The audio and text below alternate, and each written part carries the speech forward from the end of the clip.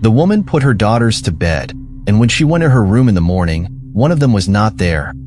The police quickly got involved in the case and immediately realized that the girl had obviously not left the house of her own volition. They managed to find some shocking evidence, but the search for the truth dragged on for years. Finally, the investigators managed to solve the case, and the result was truly shocking. Kirsten Hatfield was born on February 12, 1989, in Midwest City, Oklahoma. Almost immediately after her birth, her father left. The girl's family and her mother, Shannon, moved into her parents' house. They helped her raise her daughter, and when Kirsten was old enough, she and her mother moved into their own house. Shannon later married and had a second daughter, Faith. It wasn't long before the woman had to raise her daughters alone. Despite her young age, Kirsten helped her mother take care of her younger sister. Thanks to this help, she was very independent and got along well with Faith. The girls lived in one room, and their mother slept in another room. On the evening of May 13, 1997, when Kirsten and her sister were 3 years old, Shannon was getting the girls ready for bed. She usually read them a book, but this time Faith was already asleep, and the woman didn't want to wake her up. So, she said goodnight to her eldest daughter and went to her room, opening the girl's bedroom door a crack, which the woman did every night in case one of the girls woke up and called for her. Around 3 a.m., Shannon woke up to a noise coming from her daughter's room. She thought the girls were awake and went to their room, but when the woman went out into the hallway and went to the room door, the noise stopped. Assuming the girls were sleeping, she decided not to wake them and went back to her room. But before she did so, she felt something strange about the door to the girls' bedroom. It was completely closed, even though the woman always left it a little cracked. Shannon guessed that one of the girls had closed the door, or that she had forgotten to leave it ajar. The woman went to the door and opened it a bit, but didn't enter the room and went to bed. The next morning, Shannon went to wake up the girls around 6:30 a.m. She went into their room and only found her youngest daughter, Faith, sleeping in bed. Her mother woke her up and asked where Kirsten was, but she didn't know. The woman immediately looked around the whole house, but the girl was nowhere to be found. She looked outside and called people she knew, whose children her daughter was friends with. The mother hoped that the girl had gone to one of them, but they all said they hadn't seen her. Shannon then called her father, who lived not far from them. Her last hope was that the girl could have gone to him, but the man hadn't seen the girl either. When he realized that Kirsten was missing, he told her mother to call the police immediately and drove to her house. Immediately afterwards, the woman called the emergency number. A few minutes later, the officers arrived at the scene. At first, they thought the girl could be hiding somewhere in the house, or she had gone for a walk. In their quiet town, there had never been a case in which a child had been kidnapped from his own room, and the officers had never had to deal with a case like this before. However, it didn't take long for the officers to realize that it was something much more serious. When they examined Kirsten's room, they opened the window slightly and there were some drops of blood on the frame. The police officers went outside and began to examine the area near the window. After they moved a few meters away from the window, they found a child's underwear with blood stains on the floor. The officers asked Shannon to come, confirming that the garment belonged to her daughter, and the woman was horrified when she recognized the stains. Investigators realized they were dealing with a kidnapping and additional officers were immediately called to the scene. As they combed the area behind and around the house, the police questioned the girl's mother. She said that she was woken up by a noise at 3 a.m., and now the shocking image became clear to the woman. Most likely at that moment, an unknown perpetrator kidnapped Kirsten. A search of the area was unsuccessful and the police began searching the neighborhood. Unfortunately, none of them saw or heard anything suspicious that night. The only thing investigators were able to find out was that one of the neighbors was woken up by a barking dog around 3 a.m., which coincided with the time of the kidnapping. As there were no leads, the investigators contacted a child psychologist and asked him to speak to Faith. Even though the girl was only 3 years old, she was in the same room as her sister and could have seen something. The psychologist spent a few hours with her, and the girl said that she had actually seen the kidnapping, but she only repeated one sentence. "A bad man came and took my sister with him." This confirmed once again that the girl had obviously not left home voluntarily, but could not help find the perpetrator or Kirsten herself. The detectives had to start investigations practically from scratch. The first suspicion they had was that the kidnapping could have been committed by someone who knew the girl well. It was hard to imagine how a stranger could kidnap her from her room without her screaming once. As the police researched in that direction, they found that the girl's mother had a history of drug problems. The investigators suspected that the kidnapping could have something to do with it. Perhaps the mother owed money to people in the criminal environment, and they decided to kidnap her daughter as revenge. The second theory was even more frightening. The police did not rule out that the woman herself might have given it to them, which would explain why the kidnapping was almost silent. Was she with Shannon? But she denied any involvement. The woman said she had not had anything to do with illegal substances for a long time and would never give up her daughter. The investigators were in no hurry to dismiss the suspicion, but they couldn't find evidence of the mother's involvement. The police decided to ask the public for help and appealed to the public through the media to provide any information that could be relevant to the case. Over the next few days, the police and investigators received hundreds of calls and followed up on every lead. Most of them were very superficial and of no value. However, it didn't take long for the investigators to come across some very interesting information. They received a call from a woman who said she suspected her boyfriend of kidnapping. He was behaving quite aggressively towards her and said during an argument that he would do to her the same thing he did to Kirsten Hatfield if she disobeyed him. When the police began checking on this man, they discovered another disturbing fact. He knew Shannon's brother, which means Kirsten might know him. Beyond that, the girls and their mother lived in a house that used to belong to their brother. This led investigators to believe that the suspect might have been there before and knew the area. Additionally, the man had a previous conviction for drugs and assault. Everything pointed to him. He could have actually been involved in the crime. But the man stated that he had been in the bar that evening. The police checked this information, and several witnesses confirmed his alibi. They saw him in the bar around 4 a.m., which means he had no opportunity after kidnapping girls. The investigators checked several hundred other leads, all of which led to a dead end. The case dragged on for months, and with each passing day, the hope of finding Kirsten alive diminished. Her mother could not stand idly by as the police kept finding dead ends. From the first days, the woman tried to do everything she could to find her daughter. She gave interviews to local newspapers and television stations, distributed leaflets, and even examined various suspects herself.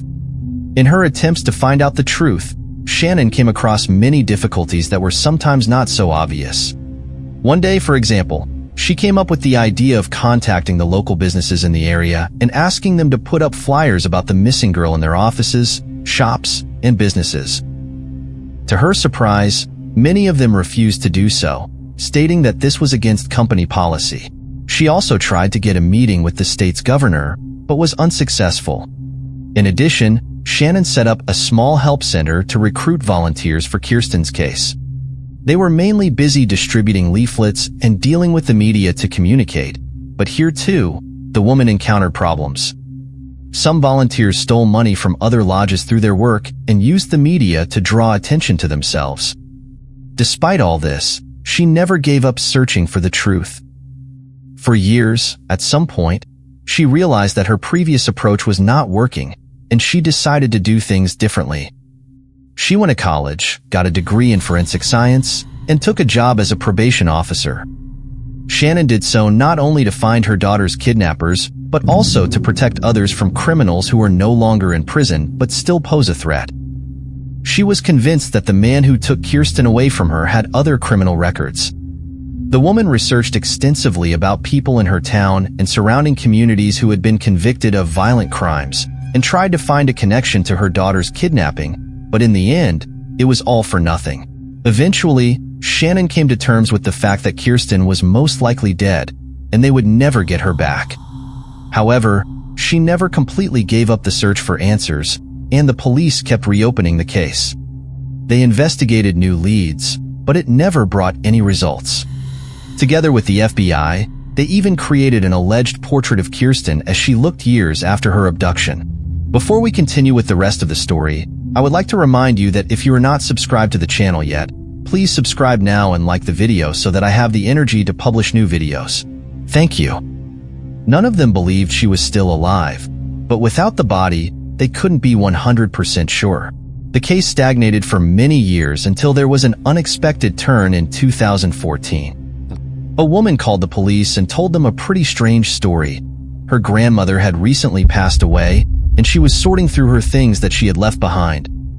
Among them, the woman found a diary in which the grandmother had written that her own son had confessed to her about the murder of Kirsten Hatfield.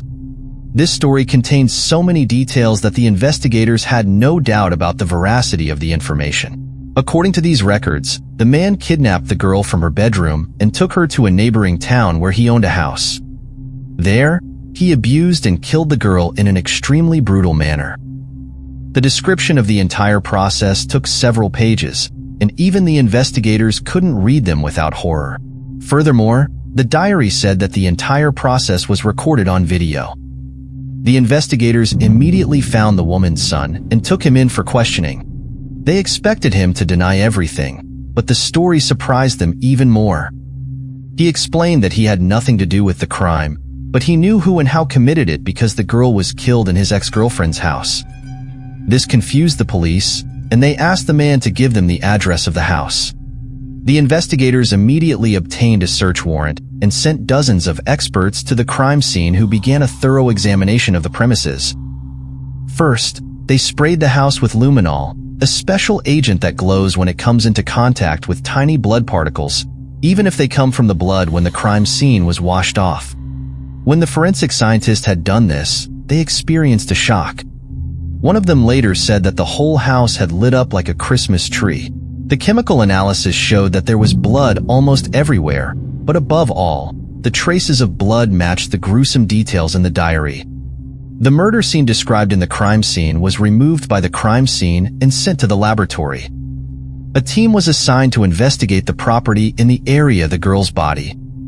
The police also found a box with hundreds of video cassettes in the house and remembered the diary.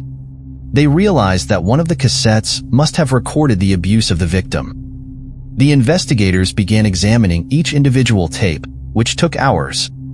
None of the tapes, however, had something that had to do with the murder, and the excavations did not bring any results because there were neither remains nor any evidence on the premises of the house. But an unexpected turn awaited the investigators. Experts who examined the blood traces from the house came to the conclusion that the blood came from an animal and not a human. This came as a complete surprise to the police. They were 100% sure that they would finally be able to solve the Kirsten case, but instead, the investigators were confronted with another false lead, which is completely unknown. Maybe someone just wanted to play a cruel prank on the police, or the diary was written by a person with a disturbed psyche who saw the information about the kidnapping of the girl and believed in the story that arose in her head. However, the investigators continued to hope that sooner or later they would find out the truth, but they had no new leads, and the case was once again stalled. In the summer of 2015, the Kirsten case was handed over to a new investigator named Miller, who decided to start the investigation from scratch. He studied every available document, and at some point, he noticed something strange. To his surprise, he realized that his predecessors in all these years had not examined the most important piece of evidence: the blood on the windowsill in the victim's room and on her underwear. All of this evidence was stored in a warehouse, but for an unknown reason, they had not been sent to the laboratory for analysis. Perhaps the police thought the blood belonged to the girl, and it would not be analyzed. Miller immediately decided to change this and sent the evidence to the laboratory. Soon after, he received a call from the laboratory where he was informed that both blood samples did not come from Kirsten, but from an unknown man. This was a welcome breakthrough, but here the detective encountered a new difficulty. The kidnapper's sample was immediately uploaded to the FBI database, but its owner was not there. Finding this could mean that he had not committed any serious crimes before, or it happened before the database was created. But that didn't stop Miller. He decided to collect DNA samples from all the men who had been involved in the case since the kidnapping. The police made a list and tracked down every single one of them, then they sent their DNA to the lab. To the surprise of the investigators, literally every man was willing to give his sample voluntarily and without further ado, which led them to believe that perhaps the murderer wasn't even in the case file, but they still waited. Miller waited patiently for the results until he finally received a call from the lab that had experts. One of the samples was examined and found that it matched the blood found on the windowsill in the victim's bedroom and on her underwear. The man was 56-year-old Anthony Palmer, a neighbor of Kirsten's family who lived directly opposite. The man was one of the first people police spoke to on the day of the kidnapping. He said he woke up around 3 a.m. to the sound of his dog barking. Now that investigators had confirmed his involvement, they decided to speak to him again. The DNA results were higher as sufficient to achieve a conviction in court, but the investigators hoped to get a confession. Firstly, it would speed up the process considerably, and secondly, only he knew where Kirsten's body was, and without his help, it would be almost impossible to find her body. The investigators decided to be very careful to proceed. They summoned Anthony for questioning and told him this was routine. The police supposedly wanted to re-interview everyone involved in the case and even the neighbors in the hope of getting new information. In reality, they had a very specific reason. They wanted to know from the man if he was in Kirsten's parents' house at the time. The investigators first asked him if he could remember anything else that night. Anthony told them the same story as 18 years earlier, but this time he added a new detail. The man allegedly had a white car in front of Kirsten's house but didn't pay attention to it. Next, the police asked how well he knew the girl and her family. Anthony said he recognized her as a neighbor but had never had personal contact with Kirsten. However, the man added that he got on well with the other neighborhood children in those years. For example, they sometimes asked him to repair their bicycles or get candy. The police then asked if he had ever been to Kirsten's house. Maybe the girl's mother had asked him to help her with something, or he had just gone there to meet them. However, Anthony stated that he had never been in the house where the family lived. For the investigators, this was the first important result of the interrogation, as the man's blood was found on the windowsill of the bedroom on the side of the room in which they found him. He had just been caught in a lie, so the man could no longer claim in court that the blood had gotten there under other circumstances, for example, when he went to the neighbor's house on another day. However, there was a nuance. The house where Kirsten lived used to belong to a friend from Anthony, and he admitted to having been there over the years. However, the blood sample on the windowsill was clearly fresh and could not have been left there years ago. The investigators decided to move on to the main part and told the man that his blood was in Kirsten's room and was found on her underwear. Anthony began to deny and repeated that he had never been in her house. The detectives tried to get him to confess, but the man kept saying the same thing. Then they decided to change their tactics and left the detective room. Miller then came into the room and took a photo of Kirsten and placed it on the table in front of the suspect. The man immediately pushed it off himself and didn't look in the direction of the photo for the rest of the time.